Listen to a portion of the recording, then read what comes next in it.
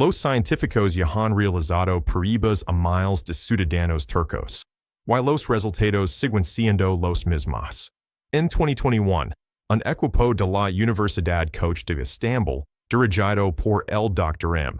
A.J. Kars y el Profesor Nazli Basic, realizó uno de los estudios genéticos más extensos jamás realizados en un solo país. Secuenciaron el ADN de 3362 turcos de todo el país. Su conclusión fue clara. La base genética de la Turquía moderna no proviene de Asia Central. Es de la antigua Anatolia. Un lineage que ha estado presente en estas tierras durante más de 10,000 años. Esto significa que las personas que hoy se llaman turcos descienden, en su nivel genético más profundo, de personas que ya estaban aquí miles de años antes de que llegaran los turcos. Piénsalo por un segundo. Una civilización entera, su lengua, su cultura, su identidad, su nombre, construida sobre una historia genética completamente diferente. Así que esta es la pregunta que este video respondrá. ¿Cómo es que el ADN de un pueblo tiene una historia completamente diferente a la de su historia? ¿Y qué significa eso para cualquier otra nación que cree saber quién es? Antes de continuar, deja un comentario ahora mismo. ¿Desde dónde estás viendo esto? ¿Te has hecho alguna vez una prueba de ADN de ascendencia? ¿Correspondió a tus expectativas? Porque mucha gente está descubriendo que sus resultados no son los que esperaba. Cuéntanoslo abajo. ¿Te encantan este tipo de historias ocultas? Historias que la ciencia acaba de revelar. Suscribid ahora mismo. Porque esta historia se vuelve cada vez más extraña a medida que profundizamos. Empecemos por el principio. No con los selyúcidas. No con los otomanos. Sino con los pueblos más antiguos que vivieron en esta tierra. Personas cuyos nombres nunca conoceremos, pero tia sangre encore por millones de personas hoy en día. Hace 10,000 años no había países. No existe Turquía, ni Grecia, ni la Europa que conocemos. Solo había tierra y gente intentando sobrevivir en ella. En los valles de Anatolia Central, ocurrió algo que cambió por completo la historia de la humanidad. Un grupo de cazadores recolectores, personas que habían vivido en estas colinas durante decenas de miles de años, comenzó a sembrar semillas. Permanecieron en un mismo lugar. Construyeron refugios. Cultivaron alimentos. Y nunca se fueron. Estos fueron los primeros agricultores del mundo antiguo. El profesor Johannes Kraus, director del Departamento de Arqueogenética del Instituto Max Planck de Alemania, es uno de los científicos que ha estudiado su ADN. Su equipo recuperó material genético de los huesos de estos antiguos agricultores anatolios y descubrió algo extraordinario. Estas personas no eran recién llegadas. No habían migrado de otro lugar. Descendían, aproximadamente el 90%, de los cazadores recolectores que ya vivían en Anatolia durante miles de años, incluso antes de que existiera la agricultura. Sin invasión. Sin reemplazo. Simplemente las mismas personas, quedándose, sobreviviendo y transformando el mundo poco a poco. Ahora viene la parte que debería detener por completo. Hace unos 7,000 años, los descendientes de estos agricultores comenzaron a migrar a Europa. Y, según un estudio de 2026 que abarca más de 700 genomas antiguos, estos agricultores anatolios reemplazaron entre el 70 y el 100% de las poblaciones anteriores en la mayor parte de Europa. Del 70 al 100%. Eso significa que la capa genética más profunda de la Francia, Alemania, España y Gran Bretaña modernas, la base del ADN europeo, fue construida por gente de Anatolia. El profesor Ron Pinhasi, de la Universidad de Viena, coautor de importantes estudios sobre este tema junto con David Reich, de Harvard, ha descrito Anatolia como el motor genético del mundo antiguo, un lugar que envió a su gente y su ADN en todas direcciones. Y esto es lo que conecta todo esto con nuestra historia actual. Esa misma señal genética de la antigua Anatolia, la que construyó Europa, on ese puede detectar en el ADN de los ciudadanos turcos modernos. El lineage nunca ese fue. Sobrevivió a los hititas, los persas, los griegos, los romanos y los bizantinos. Se asentó en esta tierra, capa tras capa, durante 10,000 años. Pero entonces, en 1071 D.C., llegó algo de Oriente. Algo que, según los libros de historia, lo cambió todo.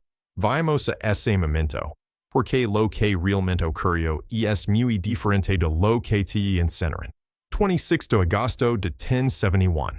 Las llanuras de Manzikert, Anatolia Oriental. De un lado, el emperador bizantino romano for Diogenes, al mando de uno de los ejércitos más poderosos del mundo. Del otro, el sultán Alp Arslan, líder de los turcos selyúcidas, una fuerza que había llegado desde las estepes al este del mar Caspio con una velocidad y una ferocidad sin precedentes en la región. La batalla no dura mucho. Los bizantinos son derrotados. El emperador es capturado. Las puertas de Anatolia se abren de par en par. Los libros de historia llaman a esto el comienzo de la turquificación de Anatolia. Los libros de texto dicen, legó un nuevo pueblo, surgió una nueva lengua, nació una nueva civilización.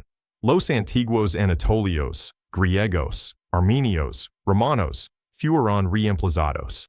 Eso es lo que dicen los libros de historia. Pero entonces llegaron los científicos con sus máquinas secuenciadoras.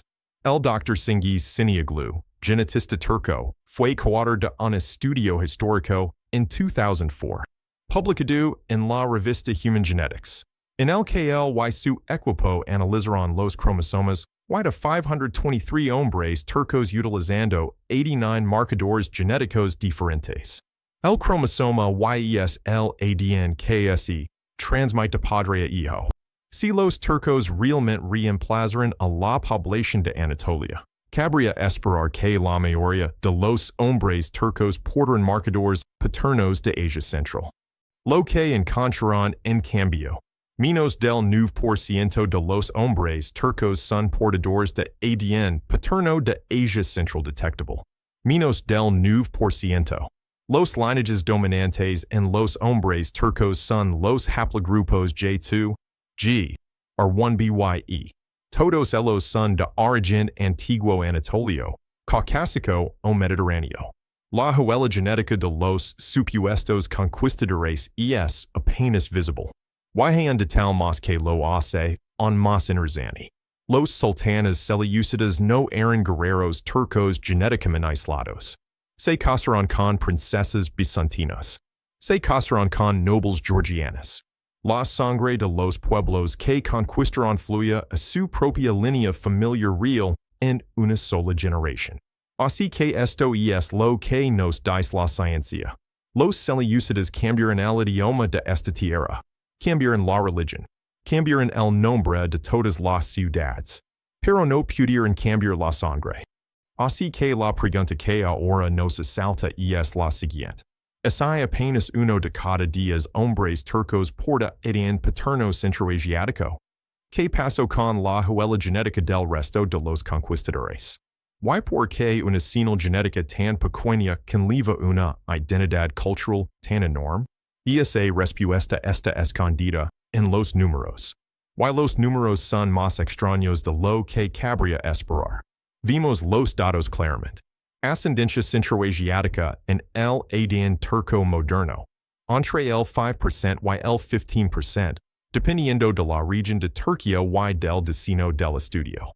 ADN Y paterno, línea paterna, señal centroasiática, entre el 9% y el 13%. ADN MT materno, línea materna, señal centroasiática, tan solo el 8%. Esos números son la huella genética completa de las personas que dieron a Turquía su lengua, su identidad y su nombre. El profesor David Reich, genetista de la Facultad de Medicina de Harvard, Estados Unidos, ha dedicado décadas a estudiar cómo las poblaciones se reemplazan y absorben mutuamente. En su artículo emblemático de 2022 en la revista Harvard, describió un patrón que se ajusta casi exactamente a la realidad de Turquía. Escribió que cuando un nuevo grupo de machos llega al poder, a menudo se observa que casi el 100% del cromosoma Y, la línea paterna, proviene del nuevo grupo. Pero el genoma completo cuenta una historia diferente, y que las madres eran locales. Esto es exactamente lo que ocurrió en Anatolia. Llegaron los soldados turcos. Ellos eran quienes tenían el poder, las armas, la autoridad. Se casaron con mujeres anatolias. Sus hijos nacieron hablando turco. Se criaron como musulmanes y recibieron nombres turcos. Pero esos niños portaban el ADN de su madre. Y el ADN de su madre tenía 10,000 años. Las mujeres de Anatolia nunca fueron reemplazadas. Fueron absorbidas. Y sus antiguos lineages viajaron en el tiempo, ocultos en los hijos del mismo imperio que los había conquistado. David Reich también escribió algo que encaja en esta historia. Dijo, nunca hubo una sola población tronco en el pasado humano. Ha habido mezclas a lo largo de toda su historia. Hasta el final. Cada pueblo, cada nación, cada civilización que ha existido ha sido una mezcla. La única diferencia con Turquía es que ahora tenemos los datos que lo demuestran, y las cifras son tan claras que es imposible discutirlas. Pero esto es lo que hace que esta historia sea aún más importante. Porque los selyúcidas no fueron la última olida. 200 años después de massacre, surgió un nuevo imperio, tan vasto que podría extraer de 3 continentes para un solo palacio, una sola dinastía, un solo pueblo. Y el experimento genético que realizó, completamente por accidente, es extraordinario. En su apogeo, el imperio otomano controlaba territorios desde las puertas de Viena hasta los desiertos de Bagdad, desde las costas de Crimea hasta las llanuras de El Cairo. Gobernó a griegos, armenios, árabes, cados, serbios, búlgaros, húngaros, albaneses, berberes, judíos, circasianos, decenas de pueblos, decenas de servos genéticos, bajo un mismo techo, un sultán, una bandera. Y los mezcló de maneras que la historia rara vez analiza. Existe un sistema llamado Devshirm. Cada pocos años, los funcionarios otomanos recorrían los territorios balcánicos conquistados y levaban a niños cristianos, de familias griegas, serbias, albaneses, búlgaras y húngaras, de vuelta a la capital. Estos niños se convertían al Islam. Recibían la mejor educación del imperio y se entrenaban como soldados de élite llamados janízaros. Muchos de ellos llegaron a ser generales, grandes viziers y los hombres más poderosos de la corte otomana. Su ascendencia balcánica se infiltró en la clase dirigente. Y, a través de los matrimonios intergeneracionales, se infiltró en la población turca en general. Luego está el harem imperial. Las madres de los sultanes otomanos eran, en su inmensa mayoría, no turcas. La esposa favorita del sultán Salomón el Magnífico, Hurrem Sultan, era ucraniana. Muchos sultanes nacieron de madres circasianas, griegas o albaneses. Los hombres que construyeron y dirigieron el imperio islámico más poderoso de su época estaban, a nivel genético, profundamente mezclados con las poblaciones que gobernaban. El estudio de PNAS de 2021, realizado por el Dr. Kars y el profesor Basic en la Universidad de Koch, confirmó el resultado genético de todo esto. Descubrieron que los turcos modernos muestran una estrecha relación genética con los griegos, búlgaros y albaneses. No debido al contacto moderno, sino a siglos de mestizaje durante la era otomana. Incluso los propios otomanos sabían lo que estaba sucediendo. Una crónica otomana del siglo XVI señalaba, la mayoría de los habitantes notables de Anatolia son de origen mestizo, Y hay pocos entre ellos cuyo lineage no se remonta a un converso al Islam. Estaban describiendo una realidad biológica que el ADN confirmaría 500 años después. Pero ni siquiera los otomanos son el final de esta historia. Porque una de las contribuciones genéticas más inesperadas a la Turquía moderna no provino de un ejército, ni de un imperio, sino de un barco. Y de una expulsión que tuvo lugar en España en 1492, el mismo año en que Colón navegó hacia el oeste. 31 de marzo de 1492. Los reyes católicos de España, el rey Fernando y la reina Isabel, firmaron el decreto de la Alhambra. Todo judío residente en España tenía 4 meses para convertirse al cristianismo o abandonar el país. Alrededor de 300,000 judíos sefardíes fueron expulsados de sus hogares, negocios y ciudades. Muchos llevaban más de 1000 años viviendo en España. Necesitaban algún lugar donde ir el sultán otomano Bayezid tu envió barcos para encontrarse con ellos. Se dice que dijo del rey Fernando. Ustedes lo llaman un rey sabio a este hombre que ha empobrecido a su propio país y enriquecido al nuestro. Los refugiados sefardíes fueron bien recibidos. Se asentaron en Estambul, Esmirna, Tesalónica y Bursa. Construyeron barrios enteros. Abrieron imprentas. Leveron ADN ibérico, norteafricano y del antiguo Levante. Material genético que se había conservado en una comunidad relativamente cerrada durante más de 1000 años, directamente a Anatolia. No fueron la única granola. En la década de 1860, Russia conquistó el Cáucaso. Cientos de miles de circasianos, se estima que entre medio millón y más de un millón, fueron desplazados y se asentaron en la Anatolia otomana. Levaban consigo la genética del Cáucaso noroccidental, que se convirtió en parte permanente del acervo genético de Turquía. Son todas estas ondas y vera lo que realmente es el genoma de Turquía.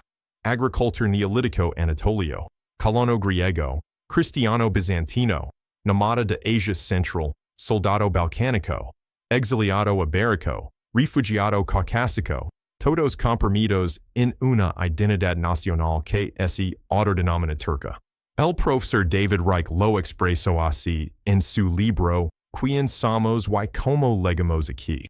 Antes de la revolución del genoma, la mayoría asumía que los grandes grupos genéticos que vimos hoy reflejan las profundas divisiones del pasado. Pero, de hecho, esos grandes grupos son, en sí mismos, el resultado de mezclas de poblaciones muy diferentes. Turquía es prueba exacta de esa frase. Pero aquí viene la parte que realmente te sorprendrá. Porque todas las migraciones que hemos analizado hasta ahora ocurrieron dentro de la historia registrada. Después de la existencia de las civilizaciones, de la escritura, de que la gente llevar registros. Pero la señal genética más antigua de Turquía, la que se encuentra en lo más profundo del genoma, proviene de personas que vivieron antes de que se escribiera la historia. Y los científicos solo las han descubierto recientemente. Hace 15,000 años, Anatolia parecía completamente diferente. No había ciudades. No había escritura. No había agricultura. El clima era más frío. Los valles estaban cubiertos de espesos bosques. Y pequeños grupos de cazadores recolectores se movían por este paisaje, cazando, sobreviviendo, enterrando a sus muertos, viviendo y muriendo sin dejar una sola palabra. Sus nombres desaparecieron. Su idioma se ha ido. Sus dioses se han ido. Pero su ADN no lo es. El equipo del Instituto Max Planck de Antropología Evolutiva en Alemania, dirigido por el profesor Johannes Kraus, recuperó datos genómicos completos de cazadores recolectores anatolios que vivieron hace 15,000 años. Descubrieron que los primeros agricultores neolíticos de Anatolia, las personas que posteriormente construyeron la genética de Europa, derivaron aproximadamente el 90% de su ascendencia de estos mismos cazadores recolectores locales de la edad de hielo. El lineage en Anatolia se remonta a la edad de hielo. Y apenas se rompió. El profesor Willerslev, científico Danes de la Universidad de Copenhague y ganador del Premio Bolzan 2023 para el estudio de la evolución humana. Uno de los galardones más prestigiosos en este campo. Ha descrito el trabajo con ADN antiguo como prueba de que cada población es el resultado de un movimiento y una mezcla continuos. Pero, concretamente en Anatolia, la señal genética local nunca desaparece. Simplemente absorbe todo lo que liga. Ahora bien, aquí está el detalle que hace que esto sea realmente difícil de procesar. Esos cazadores recolectores anatolios de la edad de hielo son también los bisabuelos genéticos de los europeos modernos. Sus descendientes se convirtieron en los agricultores neolíticos que migraron a Europa y reemplazaron entre el 70 y el 100% de la población europea. Esto significa que un ciudadano turco que reside hoy en Konya y un danes que reside en Copenhague comparten un ancestro genético común que cazaba animales en Anatolia hace 15,000 años. Ninguno de ellos lo sabe. La ciencia lo sabe. Ahora bien, tomamos todo esto, los antiguos agricultores, los selyúcidas, los otomanos, los refugiados, los cazadores de la edad de hielo, y observamos el mapa genético completo de Turquía tal como es hoy. Porque cuando los científicos lo hicieron, descubrieron algo inesperado. El genoma de Turquía no es una sola historia. Son dos historias completamente diferentes, divididas geográficamente. El estudio PNAS de 2021, realizado por el Dr. Kars y el profesor Basic en la Universidad de Koch, logró algo que ningún estudio previo había logrado a esta escala. Mapearon la genética de Turquía no solo como un país, sino región por región. Y lo que encontraron dividió el mapa de una manera que ningún político jamás quería mostrarlo. El oeste de Turquía, Estambul, Esmirna, la costa Egea, se concentra genéticamente con griegos y búlgaros. El corazón de Anatolia, Ankara, Konya, la meseta central, posee la huella más profunda y pura de la antigua Anatolia. Y el este de Turquía, las provincias cercanas a Armenia, Irán y las regiones kurdas, cuenta una historia completamente diferente. Los marcadores genéticos de Asia Central son significativamente más altos allí. En algunas comunidades, alcanzan el 30% de ascendencia euroasiática oriental, en comparación con el promedio nacional de alrededor del 10%. Allí es donde las migraciones selyúcidas y mongolas dejaron su huella más profunda. Pero aquí está el giro que complica la situación. El este de Turquía también posee fuertes señales genéticas de armenios, kurdos y poblaciones vinculadas a los antiguos montes zagros de Irán. Pueblos con identidades históricas completamente diferentes. Algunos de los cuales entraron en conflicto político directo con el Estado turco durante el siglo XX. Lo que muestra el genoma es lo siguiente. Las fronteras políticas del Medio Oriente moderno atraviesan parentescos genéticos que tienen 10,000 años de antigüedad. Dos personas en lados opuestos de una frontera, una turca, una kurda y una armenia, pueden compartir más ADN entre sí que con alguien de su mismo grupo étnico en el otro lado del país. El ADN no conoce fronteras, solo conoce el contacto. Y en Anatolia Oriental, ha habido contacto, profundo, antiguo y continuo, entre pueblos que la historia moderna considera separados. Pero en ni siquiera este es el hallazgo más sorprendente de los datos. Porque cuando los científicos comparan a los turcos modernos con el pueblo que la identidad nacional turca ha llamado históricamente sus mayores rivals, el resultado fue algo que debería haber sido imposible. Aquí está el hecho. Los estudios de comparación de todo el genoma muestran que los turcos modernos están genéticamente más cerca de los griegos, Bulgaros y Armenios modernos que los uzbekos, kazajos o Kyrgyz de Asia Central. Las civilizations cuyo idioma y cultura Turquía, here do directamente.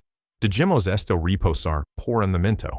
Un hombre turco de Estambul y un hombre griego de Atenas, cuyas naciones han librado guerras, cuyas familias cargan con el dolor generacional y que paran por una de las separaciones forzadas más traumáticas de la historia moderna, comparten más ADN común que el que cualquiera de ellos comparte con la patria histórica de la civilización turca. El estudio de la Universidad Koch de 2021 lo confirmó claramente. La Turquía moderna tiene sus relaciones genéticas más estrechas con las poblaciones vecinas de los Balcanes y el Cáucaso. Piensa en el año 1923. Tras la Primera Guerra Mundial, los gobiernos griego y turco acordaron uno de los mayores intercambios forzados de población de la historia. 1. 2 millions de cristianos ortodoxos fueron expulsados de Anatolia. Alrededor de 400,000 musulmanes fueron expulsados de Grecia.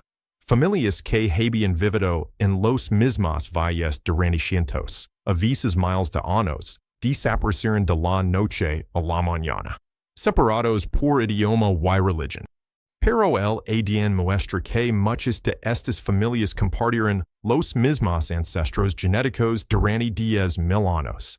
Eran, a nivel celular, el mismo pueblo anatolio, moldeado por el mismo lineage ancestral de agricultores, el mismo ADN de cazadores recolectores de la edad de hielo y las mismas migraciones de la edad de bronce. La historia que los separó se escribió en los últimos 200 años. La historia que los unió se escribió a lo largo de 10 milenios. El profesor David Reich afirmó en su libro que la cultura y la forma en que se movilizan las sociedades son lo más importante cuando dos pueblos se encuentran. No la genética. Los pueblos turco y griego no divergieron genéticamente. Difieren en idioma, religión y identidad política.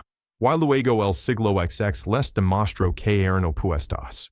El genoma nunca recibió ese mensaje. El genoma simplemente mantuvo el registro. Y el registro dice, siempre fueron más similares de lo que les dijeron. Pero esto es lo que hace que este sea el comienzo de una historia mucho más grande, no el final de una. Turquía no es una excepción. Turquía es la advertencia. Lo que ocurrió en Anatolia. Una cultura que legó, adoptando la lengua y la religión de una tierra mientras absorbía la genética de su gente, ha ocurrido en todo el mundo. Solo tenemos la evidencia más clara de ello en Turquía porque ocurrió lo suficientemente recientemente como para estar escrito. Fíjense en Gran Bretaña. Los que hoy se llaman ingleses remontan su herencia genética más profunda a los agricultores neolíticos de Anatolia. El mismo lineage ancestral. Bajo la identidad anglosajona, bajo la historia romana, incluso bajo la cultura guerrera de la edad de bronce. Hay agricultores anatolios que cruzaron a Europa hace 7,000 años y nunca se fueron. Las personas que construyeron Stonehenge fueron reemplazadas genéticamente por recién legados al cabo de unas cuantas generaciones, pero incluso esos recién legados levaban la ascendencia de los agricultores de Anatolia en su ADN.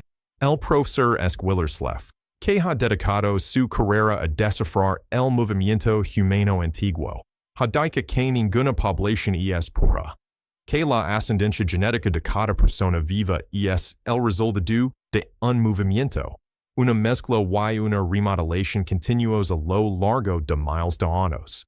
David Reich lo escribió de forma aún más directa. Dijo, han sido mezclas de principio a fin, hasta el final. Cada nación, cada pueblo, cada bandera, cada mito fundacional.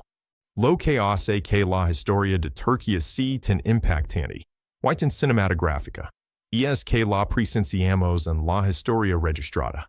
Tenemos las crónicas, los registros judiciales, los documentos religiosos, la transformación arquitectónica de la iglesia a la mezquita, Podemos ver, en cámara lenta a lo largo de 900 años, exactamente como una civilización se transforma en la superficie, mientras que la profunda verdad genética permanece casi inalterada en el fondo.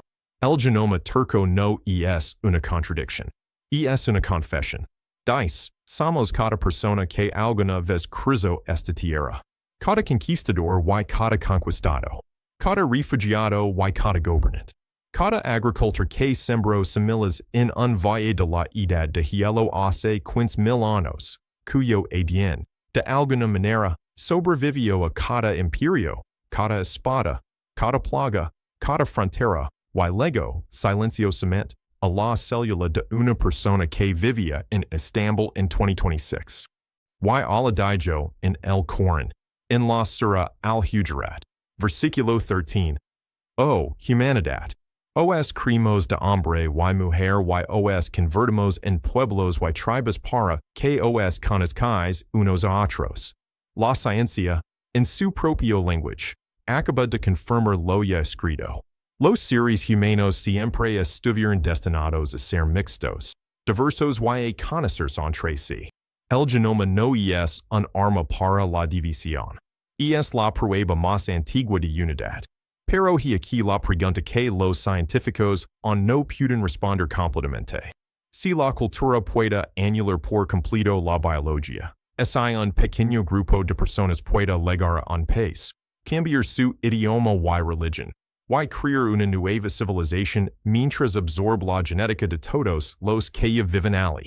¿Qué ocurrirá ahora? En 2026, millones de personas se sometieron a pruebas de ADN y descubren que los resultados no coinciden con su identidad. No solo en Turquía, en Arabia, en el sur de Asia, en América, en África. Los investigadores ya han dirigido sus máquinas secuenciadoras hacia esos lugares. Y lo que están descubriendo requerirá un episodio completamente nuevo para explicarlo.